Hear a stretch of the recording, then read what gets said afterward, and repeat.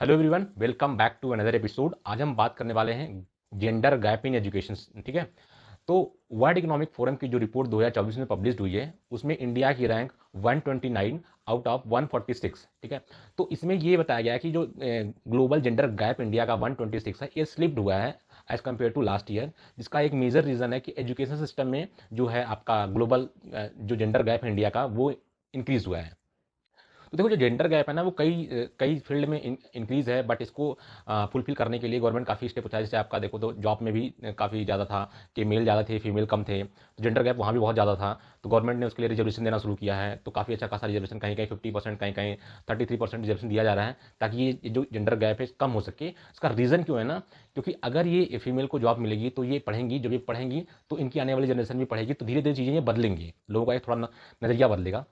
तो इसी को देखते हुए ये कई जो चीज़ें जहाँ पे चीज़ें हैं, जहाँ पे जेंडर गैप ज़्यादा है, वहाँ पे इसे फुलफ़िल करने के लिए गवर्नमेंट काफ़ी कदम उठा रही है।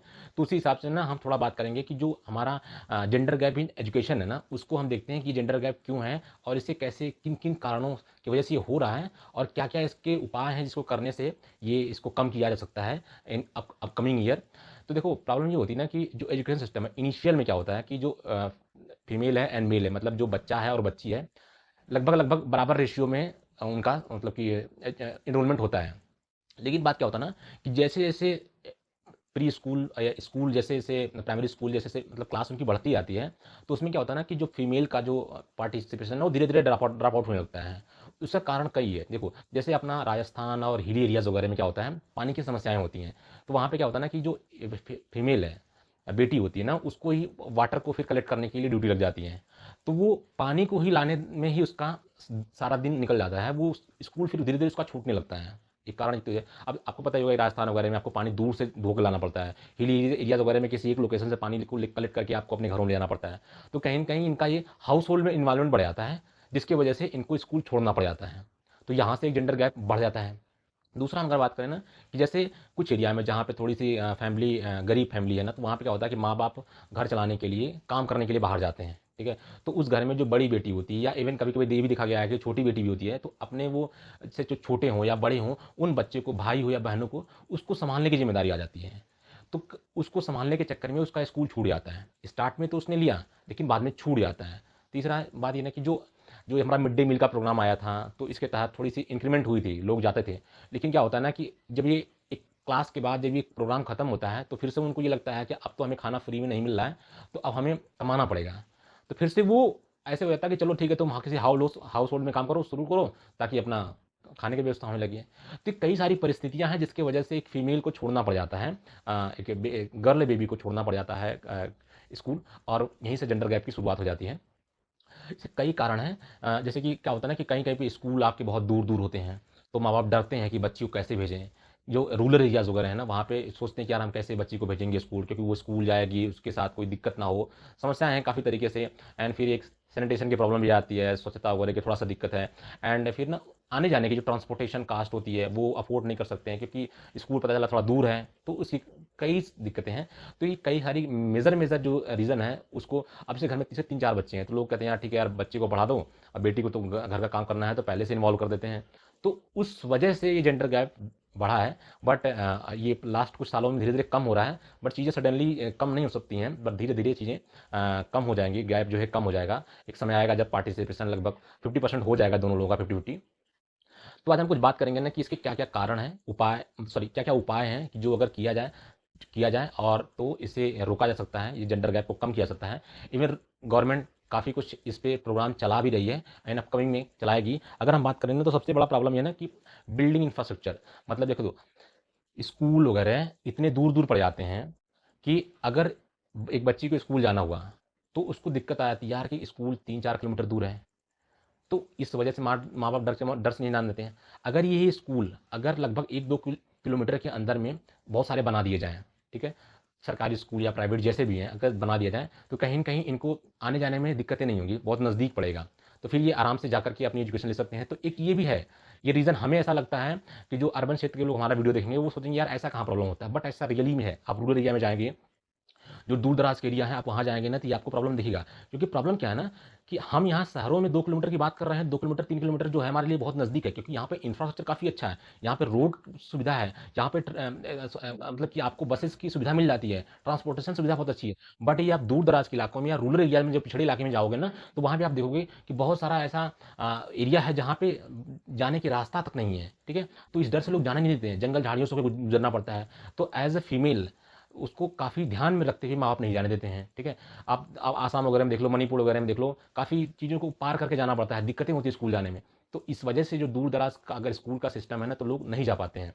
बट यही अगर घर से नज़दीक पड़ जाए, 7 किलोमीटर के अंदर बहुत सारे स्कूल खुल जाएँ, वहाँ के जितनी पॉपुलेशन है, जितने पढ़ने वाले बच्चे हैं उनके हिसाब से, तो ये दिक्कतें सॉल्व। दूसरा प्रॉब्लम ये है ना कि presence of women teacher. Problem क्या होता है कि कई स्कूलों में मेल टीचर हैं, तो जब मेल टीचर रहते हैं ना, तो एक तरीके से जब उनकी बच्ची बड़ी होने लगती है तो माँ बाप को यार थोड़ा सा डर लगने लगता है कि यार मेरी बच्ची बड़ी हो रही है और वहाँ पे टीचर एक मेल है। कहीं कहीं देखा भी गया है कि थोड़ा बहुत हैरेसमेंट का दिक्कतें आती भी हैं, तो इस डर से वो न्यूज़ सुनते हैं, इस डर से वो अपने बच्ची को फिर वो ड्रॉप आउट कराते हैं स्कूल से, ठीक है।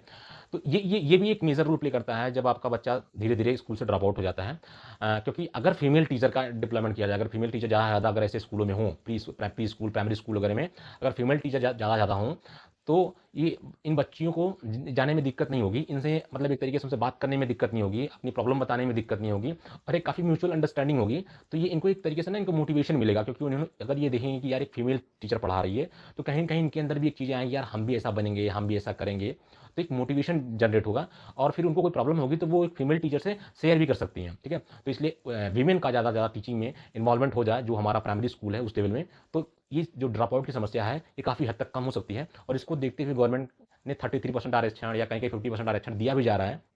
तो ये काफ़ी अच्छा इनिशिएटिव है। बट ये चीज़ें हर राज्य जब अपना लेगा काफ़ी मैसी लेवल पे, तो अपकमिंग ईयर में ये सब चीज़ें धीरे धीरे सॉर्ट आउट हो जाएंगी, ठीक है। और दूसरा बात करें ना कि कहीं पे देखा गया कि मेल टीचर भी हैं, कुछ दिक्कतें नहीं है, लेकिन प्रॉब्लम क्या होता है ना, फीमेल टीचर भी हैं तभी प्रॉब्लम नहीं होती। प्रॉब्लम क्या है ना कि मान लो कि ट्रांसपोर्टेशन करना है, अब देखो एक बच्ची को जाना है सिटीज़ इलाके में, तो पता चलता है कि यार उसके फादर या मदर उस पैसे अफोर्ड नहीं कर सकते हैं उसे, मतलब जाने आने के लिए।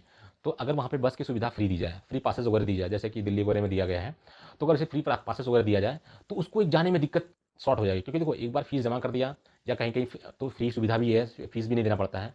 तो देखो आप ध्यान से देखो, जितना एजुकेशन सिस्टम में आप फीस देते हो ना, उससे कहीं ज़्यादा आपका आने जाने का खर्च बढ़ जाता है, ठीक है। तो अगर ये इन बच्चियों को फ्री पासेस वगैरह की सुविधा दी जाए, जैसे कुछ स्टेट दे भी रहे हैं, ऐसे ही मैसी लेवल पे दी जाए, तो उनको फिर आने जाने में कोई दिक्कत नहीं होगा। दूसरा ना, जैसे हमारे दूर दराज के इलाके हैं, जैसे हमारा यूपी का क्षेत्र हुआ कुछ, एंड कुछ अपना बिहार वगैरह का क्षेत्र हुआ, इस इलाकों या इस जगहों पे ना साइकिल वगैरह अगर डिस्ट्रीब्यूट की जाए, ताकि वो अगर जहाँ पे बस की सुविधा नहीं है, जहाँ पे आपका कोई भी पब्लिक मोड ऑफ ट्रांसपोर्टेशन नहीं है, तो वहाँ पे वो अपने साइकिल से जा सकती हैं, ठीक है। तो ये भी अच्छा हो जाएगा, और ये चल भी रहा है, ऐसा नहीं है कि ये नया है, ये चल रहा है। यूपी में भी काफ़ी साइकिलें बाँटी गई हैं, बट चीज़ें धीरे धीरे चलेंगी। तो अगर ये हम सुनते हैं ना, साइकिल दिया जा रहा है, लैपटॉप दिया जा रहा है, मोबाइल दिया जा रहा है, तो ये लगता है क्यों दिया जा रहा है, ये इसलिए दिया जा रहा है ना कि डिजिटल इंडिया को प्रमोट किया जाए, ऑनलाइन एजुकेशन को प्रमोट किया जाए, एक स्किल डेवलपमेंट को प्रमोट किया जाए। क्योंकि बच्चे के पास एक अगर लैपटॉप रहेगा तो कोई भी स्किल वो ऑनलाइन सीख लेगा, तो उससे फ्यूचर में उसे काम आएगी, ठीक है। एंड और काफ़ी बहुत सारी चीज़ें हैं, जैसे कि अगर आपका उसको कुछ पढ़ना है तो उसके पास एक लैपटॉप रहेगा। तीसरा, उसके पास जो साइकिल दी जाती है गर्ल्स को, वो इसलिए दी जाती है कि ताकि उनको आने जाने में दिक्कत ना हो, ठीक है। ये हमें ना, जैसे कि जो अर्बन क्षेत्र के लोग ये वीडियो देखेंगे उनको लगेगा यार साइकिल कौन सी बड़ी चीज़ है। भाई, जो रूरल एरियाज़ है, जो दूर दराज के इलाके हैं ना, जो गरीब लोग हैं ना, उनको साइकिल, उनके उनके लिए साइकिल एक बहुत बहुत बड़ी बात होती है, ठीक है। तो वो साइकिल भी अफोर्ड नहीं कर सकते हैं, क्योंकि उनके घर में अगर 3-4 बच्चे हैं ना, हर बच्चे का आने जाने का समय अलग है, तो एक साइकिल भी अफोर्ड नहीं कर सकते हैं। घर में जो बेबी बॉय होता है ना, वो साइकिल लेकर चला जाता है, लेकिन जो गर्ल्स होती है ना, उनको साइकिल नहीं मिल पाती है। तो गवर्नमेंट का जो इनिशिएटिव है ना, ये सोच समझ के रखा गया है, ऐसे ही नहीं रखा गया है, ठीक है। तो ये सारी समस्याएं हैं, तो इससे ट्रांसपोर्टेशन का प्रॉब्लम सॉल्व हो जाएगा। तो कहीं न कहीं ये जो जेंडर गैप है एजुकेशन सिस्टम में, वो आराम से सॉल्व हो जाएगा। सैनिटेशन का इशू आता है। देखो, प्रॉब्लम क्या होता है ना कि जब एक गर्ल्स जो थोड़ा हायर क्लास में पहुँचती हैं, तो वहाँ पे उनको सैनिटेशन की समस्या होती है, क्योंकि जो उनकी एक एज भी होती है। तो जो प्यूबर्टी वाली एज होती है ना, फिर वहाँ उनको साफ-सफाई के रखना ज़रूरी पड़ता है। तो इसको देखते हुए गवर्नमेंट ने काफ़ी स्कूल में इंफ्रास्ट्रक्चर तो बिल्ड किया है, वॉशरूम वगैरह काफ़ी अच्छे बिल्ड किया है, लेकिन प्रॉब्लम क्या होता है ना, उससे रेगुलर बेसिस पे क्लीनिंग नहीं हो पाती है, ठीक है। तो ये भी देखा गया है, ये बड़ी छोटी चीज़ लगेगी, लेकिन ये भी एक कारण है जिसकी वजह से ड्रॉप आउट होते हैं बच्चियाँ स्कूल से। ये राजस्थान वगैरह में ऐसे काफ़ी केसेस आए हैं सामने, कि जहाँ इसकी सुविधा ना होने की वजह से, या तो सुविधा है तो साफ-सफाई ना रखने की वजह से वहाँ की बच्चियाँ स्कूल छोड़ देती हैं, ठीक है। वो स्कूल नहीं जाती हैं। तो ये भी कारण है, क्योंकि यार मेडिकल इशू हो जाएगा और माँ बाप अफोर्ड नहीं कर सकते हैं उस चीज़ को, क्योंकि उनके पास उतनी ज़्यादा इनकम का सोर्स नहीं है। तो कई सारी समस्याएं हैं जो हमने पॉइंट में बात किया है। इसमें से कई कई पॉइंट कई स्टेट कर रहे हैं और आने वाले समय में मोस्ट ऑफ द स्टेट और आगे आएंगे, करेंगे। बट ये चीज़ें धीरे धीरे होंगी, एक बार में नहीं हो सकता, क्योंकि यार ये काफ़ी समय से चला आ रहा है जेंडर गैप। ये कोई ज़रूरी नहीं कि रात दिन में कहानी नहीं बदलेगी, समय लगेगा। बट इसको देखते हुए गवर्नमेंट काफ़ी कुछ स्टेप ले रही है। विमेन एम्पावरमेंट के लिए काफ़ी कुछ, आप देखो, रिजर्वेशन मिल रहा है और उनको काफ़ी सुविधाएं भी मिल रही हैं। एक मोटिवेशन मिल रहा है, एक तरीके से प्रमोट हो रही हैं कि चलो ठीक है यार, तुम्हारे पास इतना है, इतना देते हैं, चलो तुम आगे आगे बढ़ो, आगे बढ़ो, आगे बढ़ो। और इससे क्या हो, देखते हुए ना माँ बाप को भी प्रोत्साहन मिलता है कि ठीक है यार, हम भी अपनी बच्ची को पढ़ाएंगे, हम भी अपने बच्ची को कराएंगे, क्योंकि वो देखते हैं समाज में चीज़ें बदल रही हैं, तो एक नज़रिया बदलता है। नहीं तो ना जी, हमारा जो ओल्ड टाइम का जो नज़रिया है कि ठीक है यार, फीमेल को सिर्फ घर में काम करना है एंड मेल ही काम करेगा, तो इस तरीके से जो जेंडर गैप है ये धीरे धीरे बढ़ता बढ़ता जा रहा था। बट अब गवर्नमेंट काफ़ी कुछ स्टेप ले रही है, तो इससे जो जेंडर गैप है वो धीरे धीरे कम हो जाएगा। सो आई होप आपको ये वीडियो अच्छा लगा हो। अगर अच्छा लगा हो तो please do like, share and subscribe, and thank you so much for watching this.